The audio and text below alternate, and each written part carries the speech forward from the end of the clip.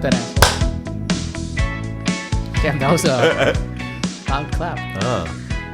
Well, we're gonna do something different today.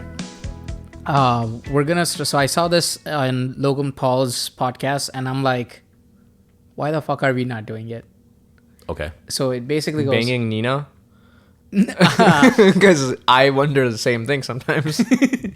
that one. There's a barrier to entry. Okay. That's Nina herself. So banging supermodels. Again, another barrier to entry, the supermodels, but that's not what I meant. So we're gonna start off by saying, welcome back, everyone, to the world's #1 podcast. Because we believe it that we are. I'm pretty sure we're not even the world's #1 podcast in our area code. That's still a big range. I'm pretty sure that we're not even the millionth podcast in this building. Not with that attitude. Not with that attitude. We are, and we believe it. Welcome back, everyone, to the #1 podcast of the year. And are you the world's greatest moderator?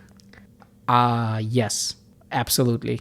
That stutter was not because I was thinking. It was more because I am the GOAT. All right. All right, but we could get started. I've been watching a lot of other podcasts. And so let's talk about those other podcasts a little bit. We could talk a little bit about the new Spider-Man game that's coming out. We should also talk about the Beckham documentary. It is so crazy. I'm so excited to talk to you guys about it. I don't know if you guys saw this or finished it, but it is through and through pretty awesome. He's good. Yeah, no, that was a good documentary. I think it was top 3 documentaries on Netflix for me. Yeah, and I think we should wrap it up with a really nice Reddit story as well. I don't know if it'll be nice, but it'll be a story. I always feel like I'm less proud of the human race after these stories. Less proud, huh? Less proud. All right, so let's get started. So wait, did you guys end up seeing that video that I sent in the group chat? The one from that podcast about Baahubali? Yeah, the Guilty Pleasures podcast is what I'm talking about. Yeah, so I think for those who don't know, Guilty Pleasures is a podcast by Zach from the Try Guys and a bunch of other old BuzzFeed YouTubers. I think one of them is called Kelsey. I don't know about the third person's name. That's cute. They kept in touch. Yeah. And then, I mean, I think they're all genuinely friends. She was actually at Zach's wedding as well. Oh, dang, he's married. All right. Yeah, Zach recently got married and had a whole episode over it. I still think these Try Guys is like teenagers. It's weird thinking of them as adults. Yeah, it was super weird when they were like all teenagers and Ned was still cheating on his wife with a producer. Yeah, it was super weird. He's the one that had the pregnant wife on the show, right? Yeah. Yeah, his wife has had like 2 kids, and that was his whole thing. He was a married man. That was his whole shtick. And he ended up fucking one of the producers. On that note, seeing how there's only 3 of us, I just want to promise that I will never fuck one of the producers, hence you guys. Oh, yeah. I appreciate that. I really appreciate that. I really needed that promise from you. Yeah, because I know you can't resist my charm. Not that this... I'm going to throw up. Not that this reduces what he did, but I agree. 100% agree with all the net stuff. I want to put that aside because this podcast is actually really interesting. So they started watching this movie called Baahubali, which is actually a big classic in India and mostly like Tollywood, but it became like a pan-India kind of a movie. Mm-hmm. It's dubbed in like 9 languages. What do you mean by pan-India? Pan-India is like basically all over India. Like it's a fully Indian movie instead of... Because India has like a bunch of things, right? Like they have Bollywood, they have Tollywood, they have like... Bollywood is like the Hindi film industry. Then Tollywood is like the Tamil film industry. And I think there's a couple others, but those 2 are the more prominent ones. And I don't know if you guys have seen or heard of that movie RRR. They made it to Oscars. So the director of that directed this movie. It's a 2-parter. Baahubali, the introduction, and Baahubali, the conclusion. Not much to the imagination there. So I know you guys have watched Baahubali with me because I forced you guys to watch it with me. And then numerous subsequent watching viewings. I'm sorry, you forced us? Was it you forcing me or was it me forcing you? I seem to recall this other way around. I don't know. I think in your old age, your memory is very foggy. Yeah, sure. But the only thing I do recall is that we had a great fucking weekend because we watched it at the perfect time with Baahubali 1 and then Baahubali 2 coming right at its heel. But let's talk about Baahubali 1. So they had a reaction video of Baahubali 1 initially, and they got through like the whole first movie. And that kind of inspired me where we're like, we've seen this movie. We could talk about it. And I think we could also provide some insight that they probably didn't. Even if it's something they didn't, just the movie itself is so freaking grand that I would just want to talk about it. We've all seen this movie. Yeah, the scope of this movie. When I first watched it, I mean, not to like start it off or anything, but like when I first watched this movie, I didn't realize that I would say I'm gonna use the word Bollywood, but like Bollywood, Tollywood, wherever this falls, didn't think they had it in them to make a movie at this scale. It was an epic. Yeah, I mean, this was my first Hollywood movie as well, and it just like, how would you describe this? Epic. That's the only word that comes to my mind. And I'm thinking like Lord of the Rings kind of thing, right? Like I mean, not like the same like scope and everything. Like there was an entire world built around it, like different languages and all this stuff. But like, that's the same vibe. Like you were introduced to like a kingdom and the things that are going on in there, the politics. There's like rivalries. It's like all kinds of stuff. The whole history and lore. Yeah. And I think like the best way that we described it was the quest for pussy. Yeah, Baahubali, the quest for pussy. Because that's what led all of this. And it's hilarious because in that podcast, that's what they said as well. And I'm like, I've been saying this for years. Baahubali 1 is the quest for pussy. And Baahubali 2 is revenge for my father. Yeah, and let's be real. The first one, it was like, it's kind of like the One Punch Man, right? He's the accidental hero. He just happened to stumble upon his fate, do all this stuff, and then become king. And you have to say like, right? And you have to say that like the first 5 minutes of that movie were the most amazing and the most confusing, because you just see a lady carrying a baby, fighting and killing 2 guards when she has arrows in her back, and she's like, I'm gonna die, guess I'll go in this river for protection, and then just drown while somehow holding this baby over my head the entire time. I didn't understand how she was able to hold the baby up for, I'm gonna say 2 days, 3 days. You guys have to you guys can never underestimate the strength of plot armor. We always do it. And then she also gave the thumbs up when the lady or whoever grabbed the baby. When the village people came and like saved the baby, like, oh yeah, there's a lady in like the river just, underwater holding a baby. We need to get that baby. They took the baby and she's like, all right, cool, bye, peace out. I feel like she should have died at some point. But was this at the bottom of the waterfall or was this at the top still? This was at the bottom. Bottom? Okay. This was at the bottom, yeah. How the hell did she survive? No, she came down. No, she came from the secret entrance. Oh, yeah. Because I was in my head. I was she didn't fall down the waterfall. Yeah, and I'm like, how'd she still hold that baby up? Though I will say, given how much plot armor was thrown around this movie, I wouldn't put it past them to be like, she survived this great fall through this waterfall that's a mile high. So like 8 miles high, probably, because it took our main character Shiva, the main protagonist of this movie, and his name, the actor's name is Prabhas. His whole goal is to basically climb up this waterfall for some reason. I don't know why. What kid decides that? I think what we know. Him? Huh? Right. And what motivated him to want to do this? Yeah, I think we know, right? Like you could see it like with the whole sequence of him lifting the stone thing, right? He never felt at home in this place. Like he would just go. Also, how much of a banger was that song while he was doing it? When he made it up, that's when the banger happened. He made it up and then he just starts like dancing. Well, that was more comedic relief in my mind. But dude, the music, leaving it was just like a random chanting in my mind, right? Like, but yeah.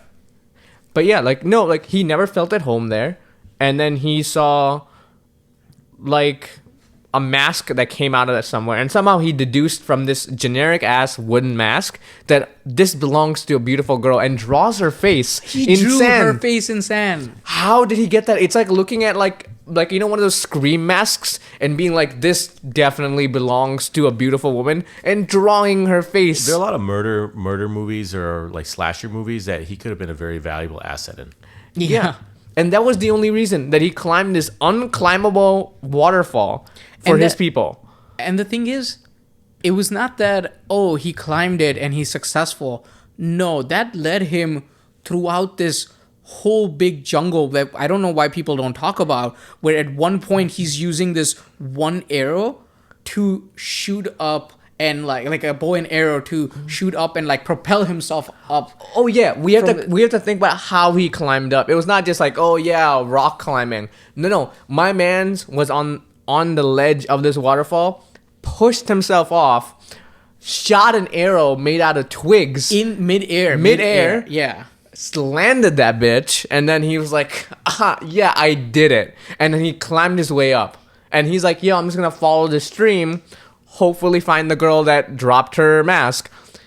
Knowing very well that this mask could have flown down the river like 100 miles down the line. Yeah, it could have literally been anywhere. And he's just like, oh, I mean, I'm just gonna abandon my entire family, my village, my people. My man's knew something though, right? Like he got up there, he finds her within like 15 minutes. Yeah, he tracks her down, and like, how does he find her? Oh yeah, there's 50 soldiers trying to kill this girl. But then he's like, she's got it. Don't worry about it. I like my women feisty, and if they ain't feisty, I guess they should die. And then his way of courting her was fighting her, and then somehow going into a green area in the middle of this frosty mountain that they're on, giving her a full-on makeover, mind you. It was makeup. There was literal makeup that he came out of like regular, like, and it was good makeup, too. Yeah, he created it. Where did you fucking learn how to make up? Like he put like actual like berries, crushed it with his hands, and then like literally slapped her. Smeared it on her lips, and she's like, perfect lipstick. She's like, what are you doing? And it's like perfect lipstick. And then like he pretty much grabs her like pants and like changes the cloth up or whatever. And it's like, now you got a pretty sorry. And then like, like some random place he gets ink from, and he's like, now you have eyeshadow. And throughout the movie, he's been basically giving her tattoos, right? And then fighting her. Yeah, and like giving her tattoos and fighting her. None of this was consensual. Yeah, he would creep up underwater where she's like, sleeping by the banks, and then being like, haha, she's never gonna know. She's gonna think it's fish kisses. And then like just tattoos her. And when she's still fighting him throughout all of this, mind you, he's giving her a makeover. He sounds like a maniac. And like when we say it like this, he sounds like an absolute if you maniac. take a step back and realize all the stuff he's done, if any of us did this, we're in jail. But you know who's crazier though? The girl. Because as soon as he's done with the makeover, he's like, oh look, let me turn you to a waterfall so you can see your reflection. And she sees it and she's like, oh, I'm pretty. He's giving me a makeover. Guess I'll smash. And they did. And that's why I think it was forced. I don't know how this could be consensual. I think it's quid pro quo, where he just like, I saved you, and I bested you, and makeover. And she's like, She's like, he found my kink. Yeah. Whoop my ass and give me a makeover. But the second they fucked, she lost all her fighting abilities. Can we talk about that? She went from this fierce person to just a side character, like the hero's bitch. Warrior to plot device. Yeah. And I love that she dipped the night after they like had sex. As soon as the song ended, she dipped. She was gone, and then she's like back to her hideout, and we find out why people were chasing her. And it's like, oh, because of the old queen is overthrown, we need to get the throne back from the evil king. And we're like, we don't know who the fucking king is. Cool. Yeah, nice. And then like she gets like pretty much. And the weird part is all of this, right? For the last 10 minutes, we've been yapping about like all the things that happened in this movie. We're not even at the 1 hour mark. Oh, yeah. Just imagine how wild it is. And this is a 3-hour movie, so it's a commitment. But there's so much that happens in this one movie. Yeah. Like we go back to the past. We understand how this whole democracy works, who his dad is. I was not ready for a 2 to 3 hour flashback. Yeah. I was not ready for that. Oh, no. And like, yeah, but like we find the reason why, like because of that little hideout thing where they give her the mission to go save the queen, which she can't because she's a plot device in this movie. So Shiva, of course, saves the day and saves everyone. I mean, this doesn't even like kind of cover Katappa, who is our, one of the best friends / grandpa mentor. Bro, this is all like random exposition that made no sense to us. The plot hasn't really started. Yeah. Yeah. And the best part was where he goes in and this king has a 50-story gold statue made out of him, which he's forcing his servants, or not servants, but like the townspeople to lift while they're slaves to lift while they're all malnourished. Oh yeah, there's a lot more that goes on to it. I mean, we don't even know anything about the backstory. We meet the main character, Baahubali. We hear about him. He's my mans can do everything, right?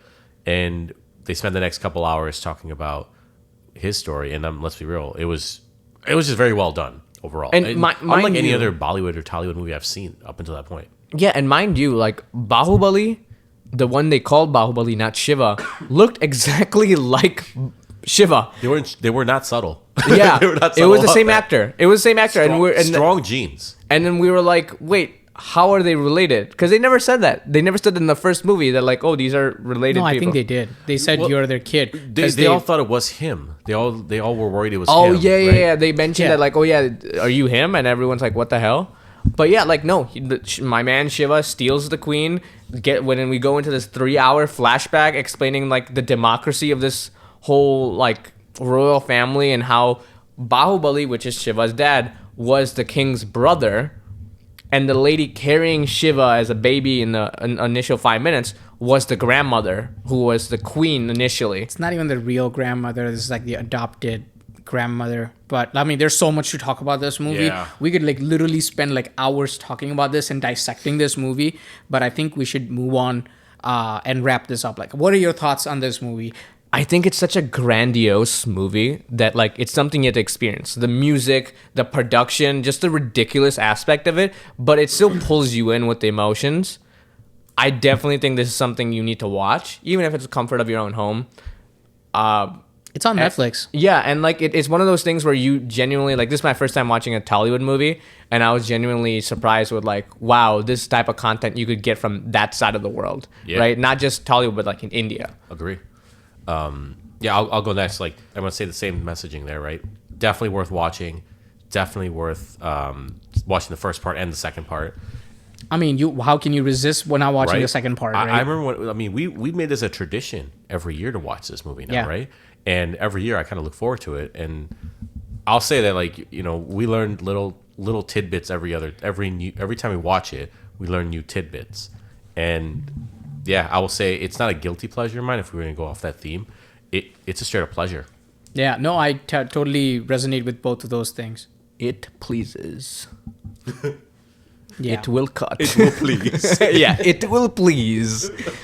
No, I totally agree with that. Yeah, basically I resonate with you guys as well. I think it's a great movie. I would watch it 1,000,000 times, and I could keep saying Baahubali because it's one, a really catchy name, and two, it's just a really great epic story. And I hope that because of RRR, people take Tollywood in general more seriously and watch these old movies by that same director, S.S. Rajamouli.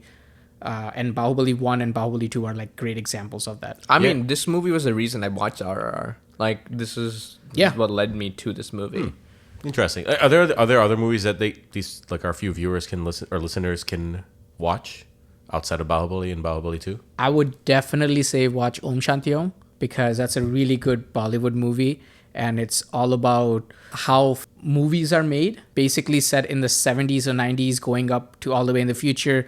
It has tidbits about reincarnation and stuff like that. It's not a serious movie. It is just great fun.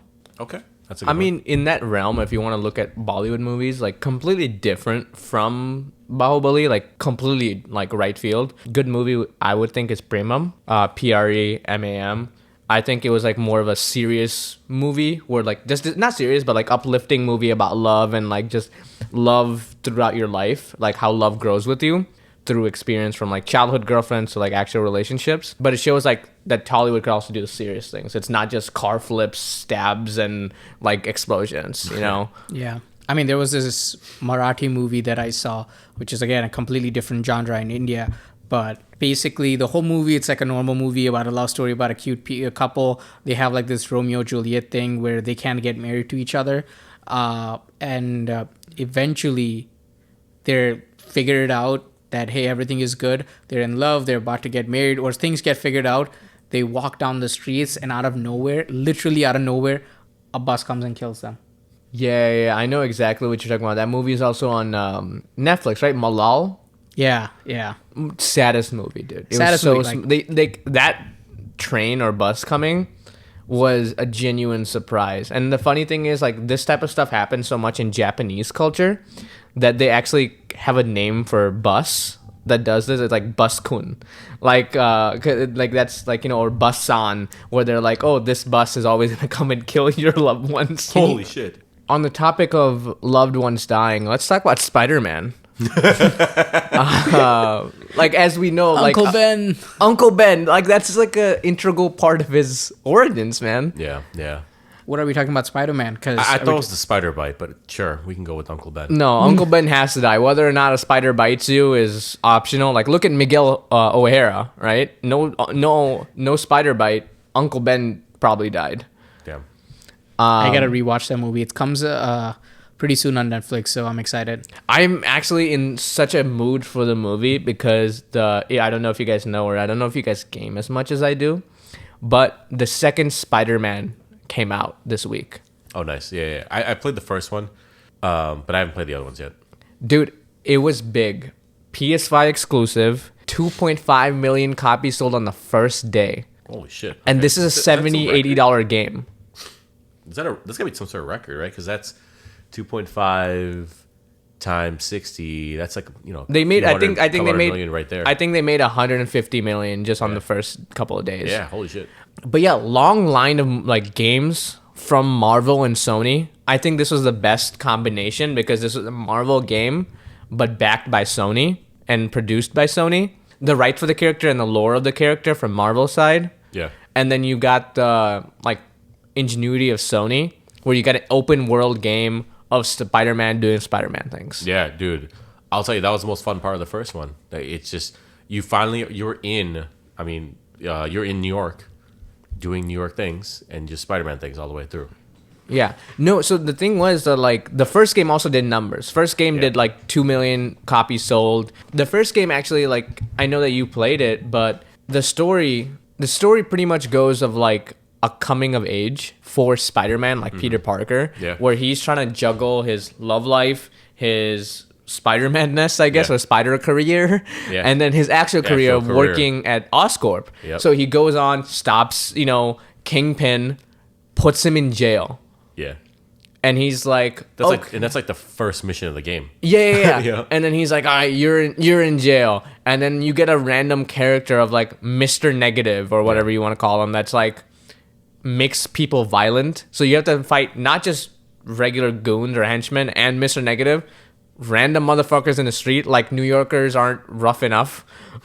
Yeah. And then he has to figure out like annoying things with his girlfriend Mary Jane, like always. Like, oh my god, bitch, don't you get he's Spider-Man? I know, and it's crazy because like she has to play all these like random, like you play her for parts, and it's like these like stealth missions, and you forget that like, oh, you're not Spider-Man, you can't just like, you know, swing into action and just like knock these people over. So that's actually a little fun thing about the second Spider-Man game. That people had this complaint, so they changed her character a little bit.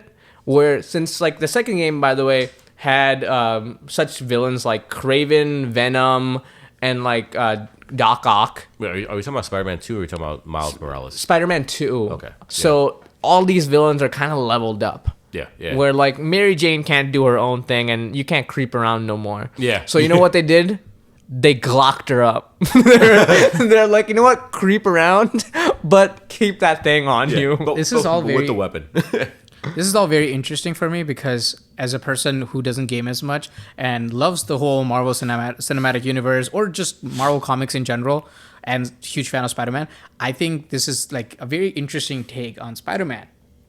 And just the whole story is just very unique. Because it's in my opinion, it's very organic too, because they talk, like annoyingly so, but they do talk about his struggles with his personal life versus in the first game, they talked about how he had an internship at Oscorp and how he worked with Doc Ock and how, you know, just like in the Spider-Man movies, Doc Ock created a device that's going to provide free energy or sustainable and unlimited energy, but it will cost people their lives. And Spider-Man was not about it. So at the end of the day, Spider-Man had to put him in jail too. And that kind of continues with the second one where he's like, in the second one, it's literally a couple of years from the first Spider-Man game, skipping over the Miles Morales game, where he just like, oh yeah, everything that I had personal fell apart in my life. I will say the first one ended with us finding out about Miles and like his powers, right? Like that was the whole thing. And so I wonder if like I haven't played the second one, so maybe the second one's like his origin story and then the second one ends at that same moment, and then they continue the story together. Yeah, so the second one, like Spider-Man Miles Morales, was another game that was exclusive to PS5. Well, the first Spider-Man came out on PS4.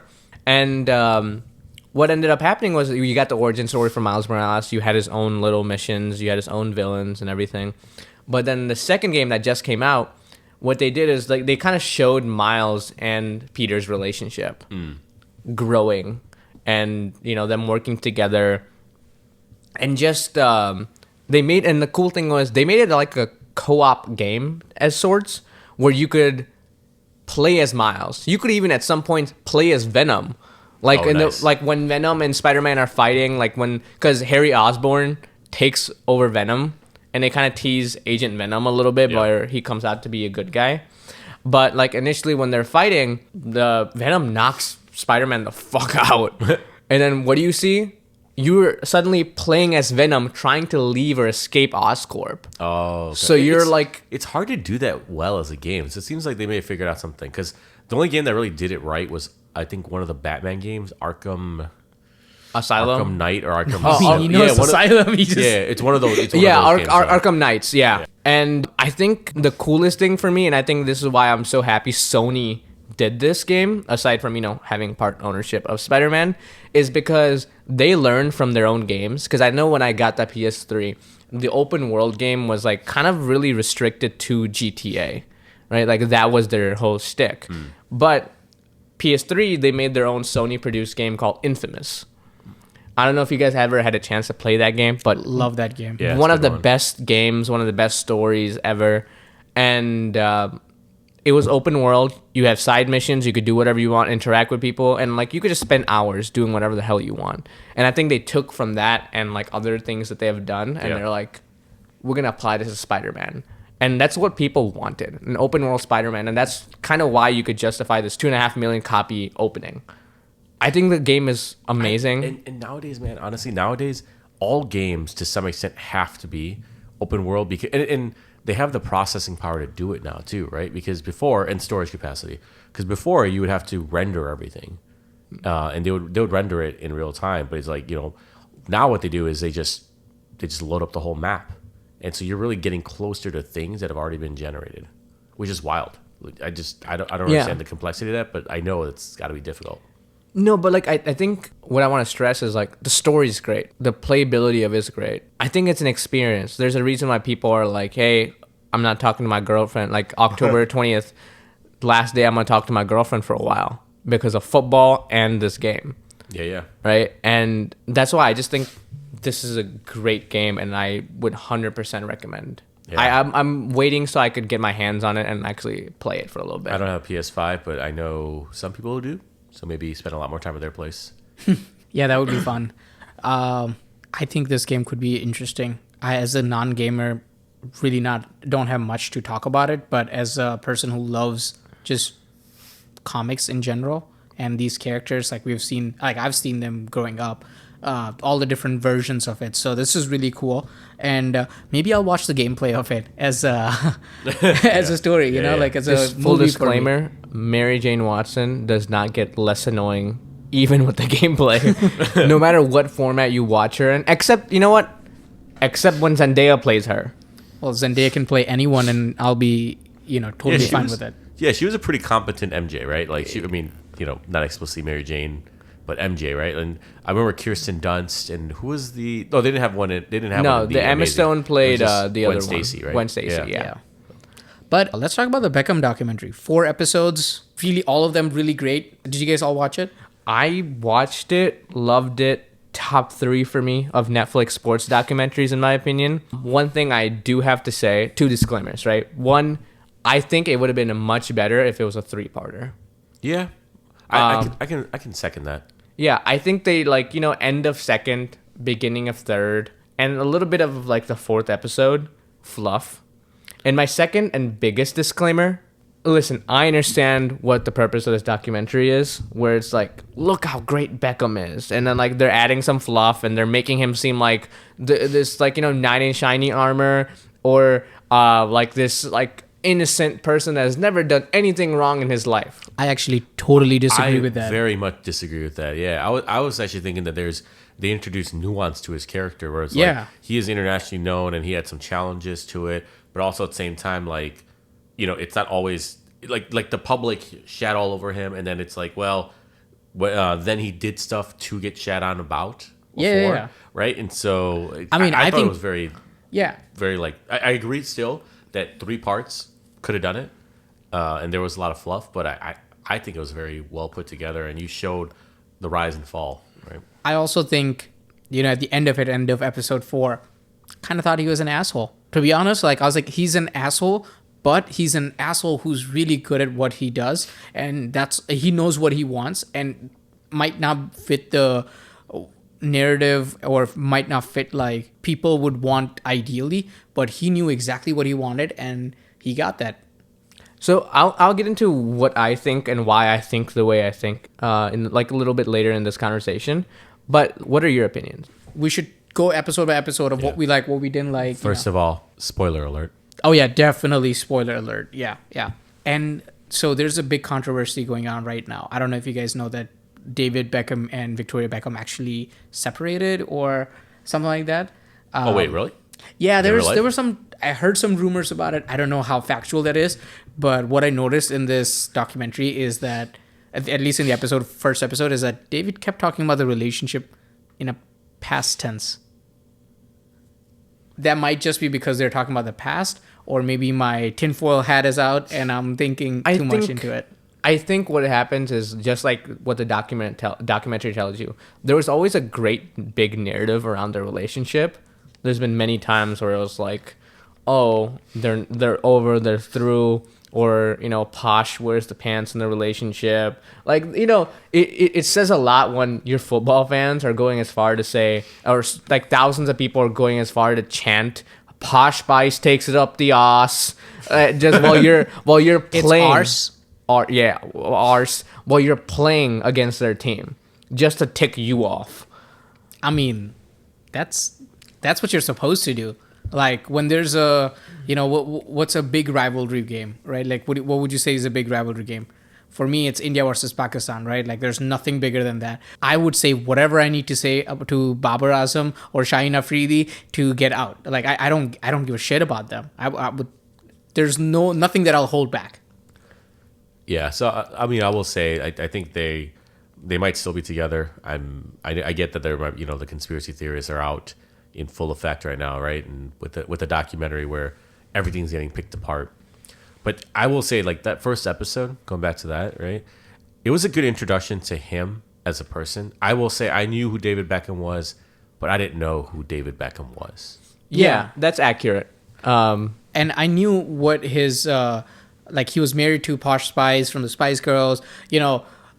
I knew about that, but I didn't know that they had a really cute and romantic love story. Like he would fly over, he would charter jets, and he would spend a couple hours with her. Just to spend a couple. He would drive like insane amount of hours to just for a few minutes. Like it was head over heels kind of stuff. Like I really thought it was really cute. Yeah, the executive class version. Yeah. And like it gave me an insight about like his childhood, right? Like he started playing young. He got attention from everyone because of that one goal that he had from like pretty much the halfway point, and he curved that ball into the goal. Yeah, I mean, no one had kicked it that, like no one had tried to shoot a goal from that far out, and he did it. And the whole thing was that it was the first of its type, and it opened up the game to being like not, you know, you're no longer needing to protect the goal from only like within 20, 30, 40 feet. It's now hundreds of feet apart. Yeah, and I mean, his dad was an absolute dick to him growing up, just making him, like, you know, pushing him. Like, I think it's good dad stuff that he was always there and supported David. Nothing against the dad, but I think it was just, you need to be that hard ass on your kids if you want them to succeed in something like that. Yeah, like to have those expectations. And then it also, like, one thing I liked is, like, we all know David Beckham because, like, not of football. It's not because of football. Like, I'm not a big football fan, but we know him as the model and persona or celebrity that he is. And they talked about like how he was one of the first to have brand deals, wear the freshest clothes. He talked about like, oh yeah, I got $20,000. I spend it on a $20,000 article of clothing. I thought it was like a jacket or something.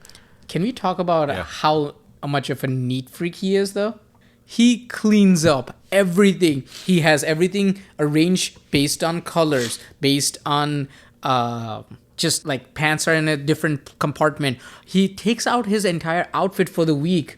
That is like crazy. Like and he washes his dishes. He does all of this cleaning by himself. So maybe that's what he meant. But I thought that was like a call out. Like he was like he didn't really do it.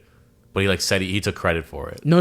He does it. Like he's meticulously like even when you look at his closet, I think is like when he was like, oh no, someone has clearly touched and something was just like not a thumb space away or something. He notices, and I think that's one of those things where it's like, yeah, I think he probably does it. Like they talk about his like humble beginnings or whatever, and then like funny thing, he calls his wife out for the opposite of that, where it's like, oh yeah, what car does your dad come? What car did school? Or yeah, and it was like a was it Rolls Royce? Rolls Royce. But like we think we're going away from episode 1, where it was like we see his rise to like, oh, he's now at the professional level and he's a celebrity in that professional space. Yeah, and he was. I mean, let's be real here. He was basically a celebrity going into his first game, so it was a lot of pressure on him. Where if he didn't live up to it, that's it. It's done right there. And my man showed up game 1. Yeah. And then that actually brings me up to like a couple of big things that happened just in episode 1, which kind of like messed me up, right? There were 3 big things. 1, okay, love Posh, love all of this, but the relationship is cute. I was first half of the episode, I'm like, oh, this is all like really cool, cute, and I'm gonna love this. But who tells someone she is pregnant before their wedding or engagement? I think they were engaged before the biggest game of his fucking career. Yeah, I was talking to my wife about that when I was watching. I was like, that's kind of like a jerk move. So this guy is like stressed throughout the game. And that, and that kind of results into other stuff. But we'll get to that. But also, Glenn Hoddle. Oh, what the fuck that guy? Fuck that guy. Him so bad. Like this, he's such an asshole. What a bad coach. Like he was after David. Like did he? I think he was a good coach. Oh, I'm on the opposite end. Like you're thinking of Alex Ferguson. You're thinking of Alex. I think it was Alex Ferguson. Well, are you talking about the England coach or the Manchester United coach? Because the original the England coach was Glenn Hoddle. Right? Hoddle, yeah. Yeah, he was the absolute dick. So he basically, what he did was, so first of all, he didn't like a big personality like Beckham, right? And so when he came on, you can tell you knew he was going to be a difficult player to manage. But what happened was, going into the whole thing that happened in the World Cup, where he tripped somebody, got a red card, got ejected from the game. England lost said game, and then got eliminated from the World Cup. He blamed it on him. Oh yeah. And so suddenly, going into the next episode,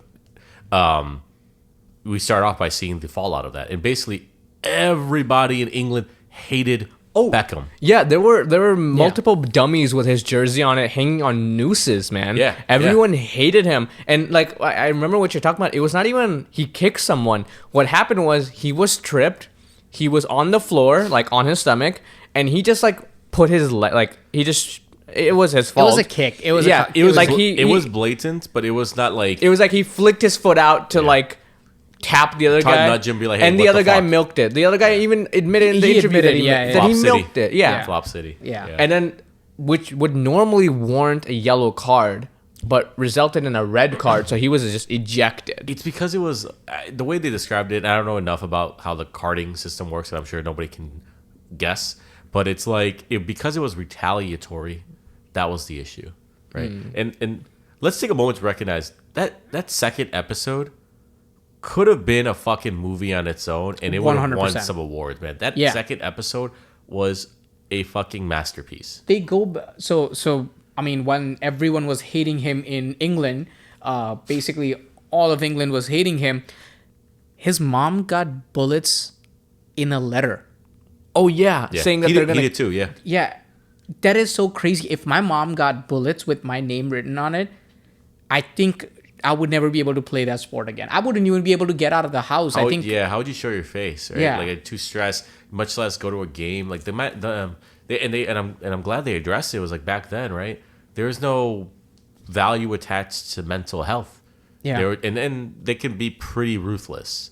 As we saw, I mean, we saw Ted Lasso, and you can see how they do it, right? And how ridiculous that was. Yeah. Much, and then have it be in real life. I mean, they dig a little deeper into his past, right? They go a lot deeper, and they're just talking about the dad is talking about how he was growing up and things like that. And that's why episode 2 is such a good episode, is because they talk about his humble beginnings. Yeah. And humble is not a good word to define David Beckham, because he won 92 games in a row. Yeah, my man showed up. I will say, I think we like that episode a lot more because we are hardcore fans of non-linear storytelling, and that was the perfect example of that. Oh yeah. Can we also talk about like how dedicated his dad was? His dad has 14 to 1,500 recorded tapes of his games. Yeah. All of his games he has recorded. Yeah, and I get it, like why he had to do it that way, because they described it, right? And Beckham's like, hey, I can't have you at the games because I'm not at my best. And so he's like, okay, I won't show up. But he got the tapes. But he did like family at the games because he gave him that purpose and he gave him the pressure. Yeah, sorry. What I meant was like, in the early, when like high school or wherever he played. Yeah, but you're right. yeah. At the other ones, like he needed it. He needed it. Needed is the right word for it, because I think he would just fuck up like every time. Like, there was stuff going on with Posh or stuff going on with just his family not being there. Like, where we can talk more about it on the episode 3 when he moved to Spain. But before that, my favorite part, and this might be like a really small thing that you guys might have missed, but one of the newspapers had the best headlines on the planet. Push Posh. Yep. I show, because so my wife and me, growing up, we were actually big Spice Girls fans, and I paused it and showed her that, and she's like, "What am I looking at?" And I'm like, "Just when you see the headline." Yeah. She's like, "What, Push Posh?" yeah. Like they were just like, "Oh yeah, she's too fancy to push," and she's like, "Dog, I would have died if I did. I needed it." And like it was crazy because like we talk about the hate he got after the World Cup because he was ejected and his team lost, but like that was the year his wife gave birth, so his kid was getting death threats. He was getting death threats, so he was tense.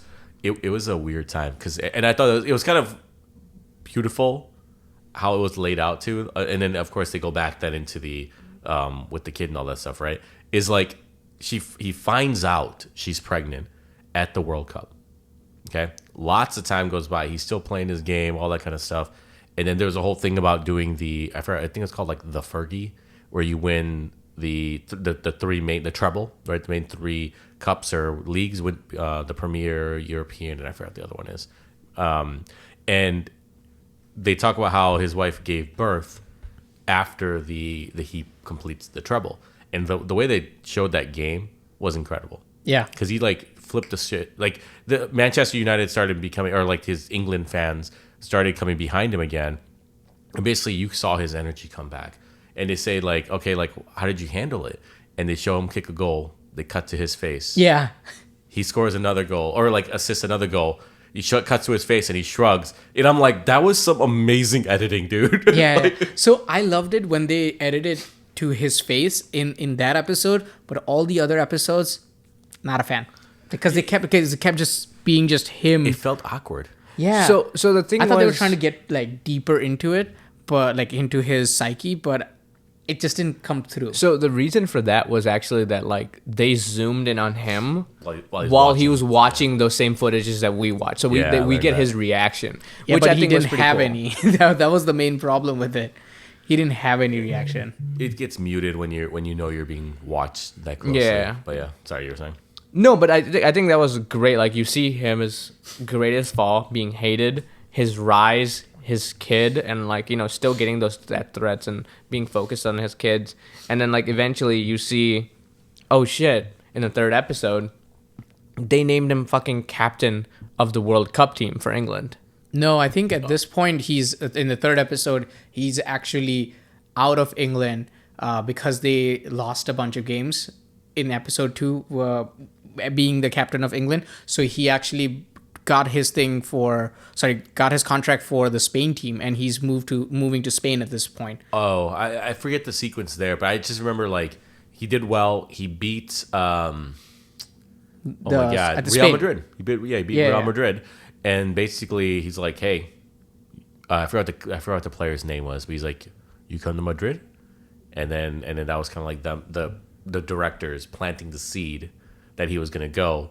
It was Ronaldo. But he had a lot of issues. It was probably, I don't know who it was, but Ronaldo, Raul, somebody, right? And so basically he was like, in the next episode, he started having issues with Sir Alex.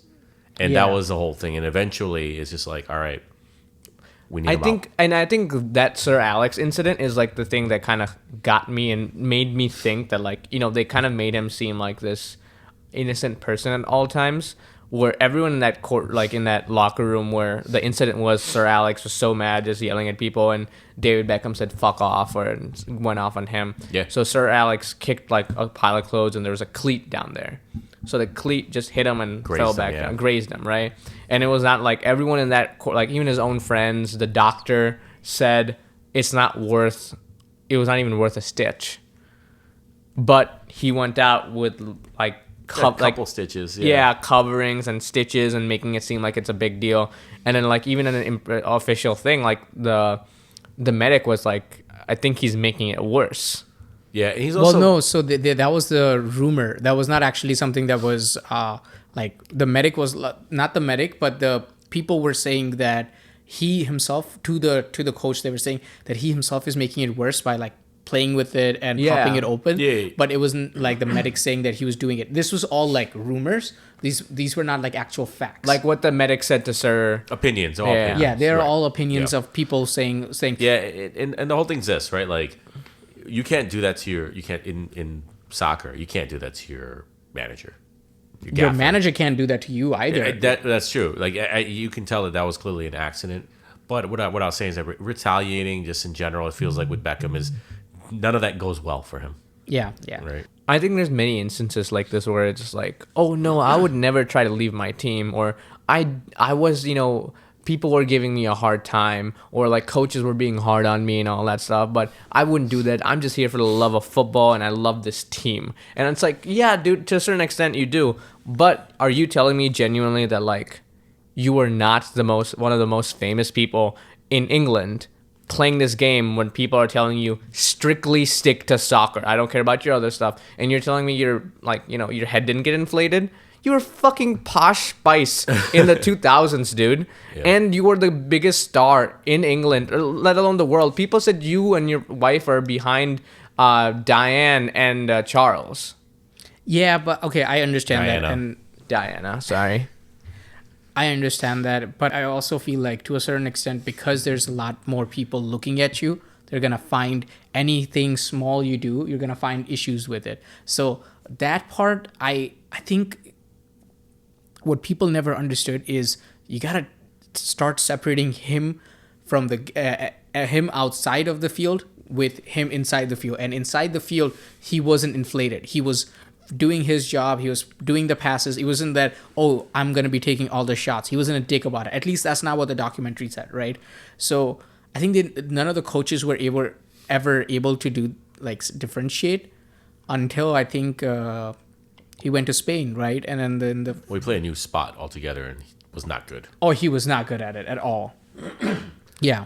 I love that transition to Spain, though, because they talk about like Real Madrid's president, like the owner of Galacticos or whatever you want to call him, and how like he was kind of just a rich man doing this as like fun, and like this was and the best way that they described him was he loves art, and this was his way of collecting art.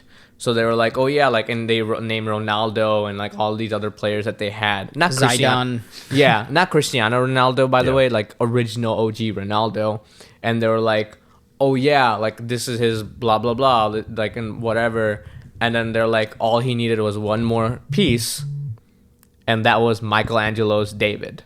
Yeah. You know, and like, I'm like, I forgot about that. That's dope. Yeah, and I'm like, that's awesome. And like, that's when they talked about, like, you know, one of the Real Madrid players going up to David and be like, you play for Real Madrid? And then all these problems happened after, because he was juggling of, should I go somewhere else? But he's like, no, I would never leave my team. And conveniently, all of this happened. Yeah, so when he left and came to Spain, I think that was a kind of a dick move on his part, because it's hard when you have two kids. I think he had two kids at that time. Yeah. Moving to a different country, while Posh is like, what am I fucking supposed to do in this country? Like, I have kids. They I need don't to go to speak the language. School. Yeah. Well, I don't speak the language. Like, what am I supposed to do? Do you want me to move here? And he really needed that family piece for things to actually work in his career, because in the beginning he just struggled because there was nothing, you know. And then there's this whole controversy around, you know, him having an external affair. I mean, all affairs are external. not wrong. Not in Alabama. That's fair. But yeah, fair. Basically he had an affair, and I think they just brushed over it. We never got like a resolution out of it. They know, man, or like meaning the directors and them. I don't think they're gonna get the answer, right? It's not like this documentary is gonna be the one, because it's all unconfirmed. It's like it's presumed, right? Like all that kind of stuff, but it never was resolved, and there's no way this documentary is gonna out them. Like, I don't want to use the word out, but right, like, I think this was heavily influenced by them, where it was to their own discretion what they wanted to share, what they wanted in, or what they don't want in. I think that's most with most documentaries, though, right? Because you got to be able to sign off and say, okay, this is a fair image of myself. Like, the example I'm going to give, not to steer too far away, is like The Crown, right? Or the Meghan Markle documentary. Well, no, what I was saying is The Crown is the case where the royal family was pissed, but they can't do anything about it because it's just historical and like laying out their story, right? It's a dramatization. Once you put the term documentary, docuseries attached to it, it's got to be all facts, nothing else, none of your opinion. It's got to be opinions of the people. And you can edit it in such a way that it's your opinion, but that's the limit of where you can go with that. I agree. Yeah. But then did you know that, did you hear about that flex that he was having? Basically, I think someone was like, oh, if you and I were supposed to have like a football game, who would you be able to call? And then he's like, oh, yeah, like I could probably call Zidane. With his kid, Romeo, right? No. I think this was like his kid and his friends. And he was like, I'm going to bring all these like stacked people. Yeah. He's like, I'll call Ronaldo over. I'll call Zidane. Yeah, no, he has a pitch in his backyard that he was talking about, and his kid Romeo was like, hey, I want to have my friends against your friends. Who are you calling? And he's like, I will call the legends of this game that I played with. Yeah, and kid, you have no shot. On my speed dial. Right? Like, oh, like you didn't see that coming, kid? He's like, I'll call Messi over, and you guys will be too busy taking autographs, and I'll score like 5 goals. Yeah, right. That's all it takes. I know. I will say, like, shortly after that scene, I think the documentary started falling off for me a bit. Same. Right. Yeah. If I remember correctly, I think that was after. Oh no, shit! That was before all the Real Madrid stuff. But basically, after all the Madrid stuff, when he went to the LA Galaxy, that's where it fell off a little bit for me. But I will say that felt like a lot more recent in my mind, that happened more recently than I thought. Yeah. Or sorry, the other way. That happened a lot longer ago than I thought. And so I'm like, holy shit. But MLS, I will say, was almost nothing until Beckham showed up. That helped. And that's like the Messi effect now, right? Today. And I don't know if you fully were able to watch this, but like I loved how they ended episode 4. I think so. I lost interest around the same time as you were mentioning when they moved to LA and stuff like that.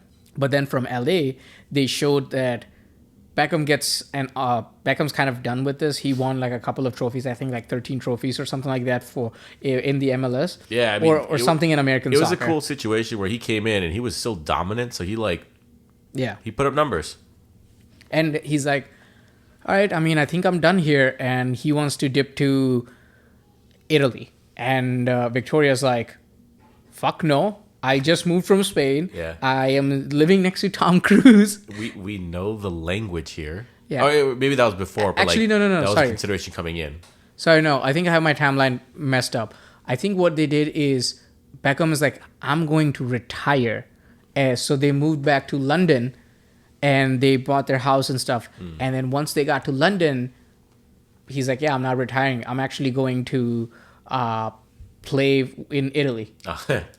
And Italy or France, I think I'm messing them up, but he wanted to play for one of those teams. Yeah. And so he basically goes to I think Italy or France, and he's like, yeah, I'm gonna play for a couple of years. So I think he plays, and then he sees himself being like, he's slowing down. He's not, not doing great.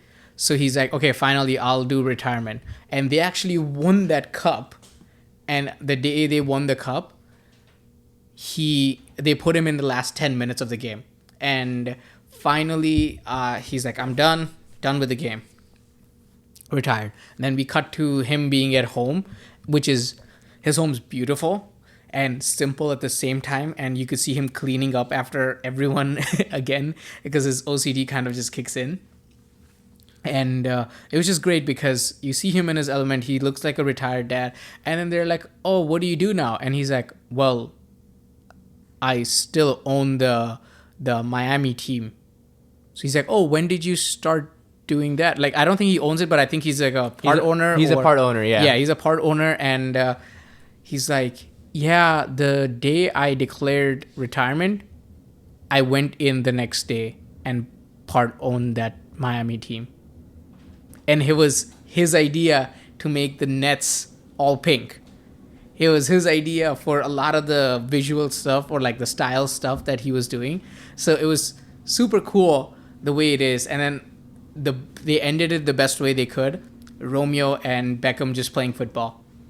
And him still schooling Romeo in football, making the bended goal. Yeah, I think that's dope as hell, right? Because and I think that's actually really clever, because it's kind of like a soft launch for Romeo. Because Romeo, from what I know, is trying to be a soccer player. He's playing on some team. He's still young, but I think this is like, how LeBron kind of goes to Bronny James's basketball games from high school and brings his celebrity friends, so it gets more like, recognition and viewership. This is his way of being like, oh yeah. Like my kid, he's gonna do something. Yeah, well, I mean, that overall, what are your thoughts on the Beckham documentary? Like post thoughts. I think for me, ranking wise, it goes The Last Dance, Beckham, then Redeem Team. In terms of in terms of Netflix sports documentaries, I thought it was a great documentary. Do I wish it was shorter? Yes. Do I get to see depth of like his character, how he is, his relationship? Because I think Posh Spice and his relationship was kind of before my time. But I do think that this is amazing. In terms of just stories, like laughter and like suspense when he's playing his games. I agree. My my takeaway of this documentary was great. 3 episodes would have been good. You just compress 3 and 4 into 1 episode. I think you're good. I don't think they brought up like a lot of unique content in the last, I'll say, episode and a half. Could have brought it down, but I think that second episode, perfectly paced, very well done. I learned a lot more about Beckham than I thought. I knew he was one of the GOATs, but I didn't understand the why, right? Like maybe if he played now, he wouldn't be as good. He wouldn't stand out as much. But in his age and in his time, the man was, head and shoulders above everybody else. Oh, definitely. And I think my last thoughts is, I think he is an amazing footballer. Maybe not a good husband / father, but I think he loves all like them, and I think they are his support system. Like his family is his support system, and he needs them to be the good football player that he is.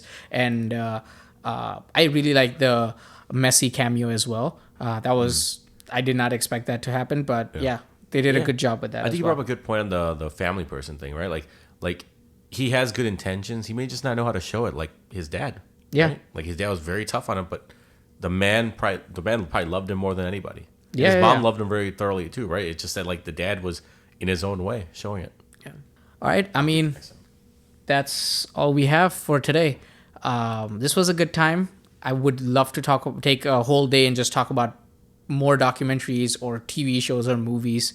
For sure. Yeah, guys, I genuinely think great episode, but I do think that we've been snubbing our viewers on like Reddit stories and what ifs. So definitely, I think next episode we're gonna focus more on the Reddits and stuff like and what ifs, just to get more reaction and tell you guys some entertaining stories that are gonna make you question your beliefs in humans. Had a good one today too.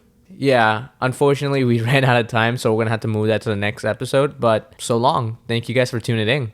Yeah, and my takeaway is all of this, right? Spider-Man 2, a game that I want to play.